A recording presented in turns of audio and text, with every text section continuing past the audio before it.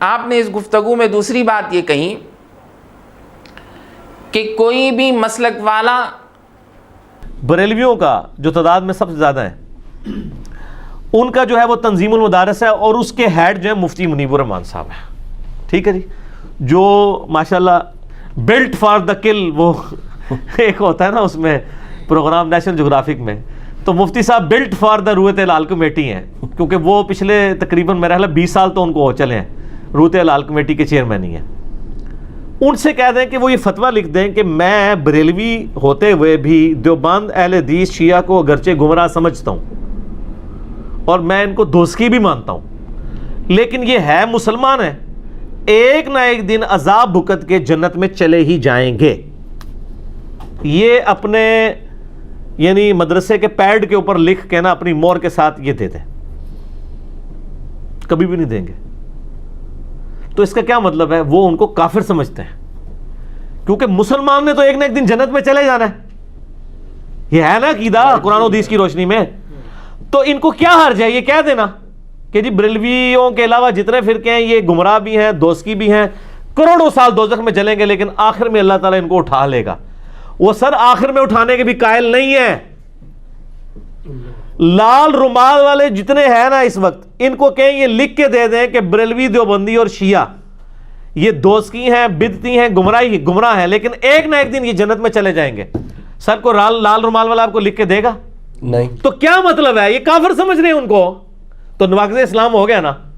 آپ نے اس گفتگو میں دوسری بات یہ کہی کہ کوئی بھی مسلک والا جو ہے دوسرے مسلک کے لیے اتنا بھی دل اپنا وسیع کشادہ بڑا کرنے کے لیے تیار نہیں ہے کہ وہ یہ لکھ کے دے دے کہ میں دوسرے فرقے کو، جیسے بریلوی ہو، وہ یہ کہہ دے کہ میں دیوبندیت کو، اہل حدیث کو جو ہے کافر، دیوبندیت اور اہل حدیث کو میں گمراہ مانتا ہوں، جہنمی مانتا ہوں، اور یہ جہنم میں جائیں گے سزا بھگت کر. ایک نہ ایک دن ایسا آئے گا کہ وہ جنت میں جائیں گے. اتنے کے بھی وہ قائل نہیں ہے. نہ وہ بریلوی حضرات قائل ہیں، نہ ہی دیوبندی حضرات قائل ہیں، نہ ہی اہل حدیث حضرات قائل ہیں. تو میں آپ کو صاف طور سے وضاحت سے کہہ دوں بھائی، میں ایک دیوبندی ہوں، تو میں دیوبندی ہونے کی حیثیت سے یہ بات کی پوری ذمہ داری لیتا ہوں کہ معتبر ادارہ دارالعلوم دیوبند ہو یا پھر اس کے ذیل میں آنے والے جتنے معتبر ادارے یا معتبر شخصیات ہو، کوئی آپ کو یہ فتویٰ، جس کے پاس بھی آپ جائیں گے آپ کو خوشی خوشی وہ لکھ کر دے دے گا. شرط یہ ہے کہ آپ اپنے اس کمرے سے، اس پنجرے سے نکل کر باہر جائیں، ان سے مسئلہ پوچھیں. لیکن مجھے امید ہے کہ آپ وہ جو ہے اپنے کمرے کو، اپنے پنجرے کو نہیں چھوڑیں گے.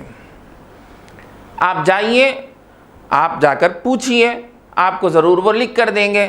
اگر آپ نے پوچھا ہے تو پھر وضاحت کیجئے کہ آپ نے کس سے پوچھا ہے اور انہوں نے لکھنے سے اس بات کو انکار کر دیا ہے، یا کس ادارے نے آپ کو یہ فتویٰ دینے سے انکار کر دیا ہے. بڑی وضاحت کے ساتھ اس کو جو ہے بتا دیں، ورنہ پھر وہی حیثیت ہوگی صرف کہ بہتان باندھنے والے آپ شمار کیے جائیں گے. یاد رکھیے، بہتان باندھنا آپ کو بھی پتہ ہے، آپ تو علمی کتابی ہے، تو آپ کو پتہ ہوگا کہ بہتان باندھنا کتنا بڑا گناہ ہے. یہ دوسرا میرا آپ سے سوال تھا، آپ اس کا بھی جواب دینے کی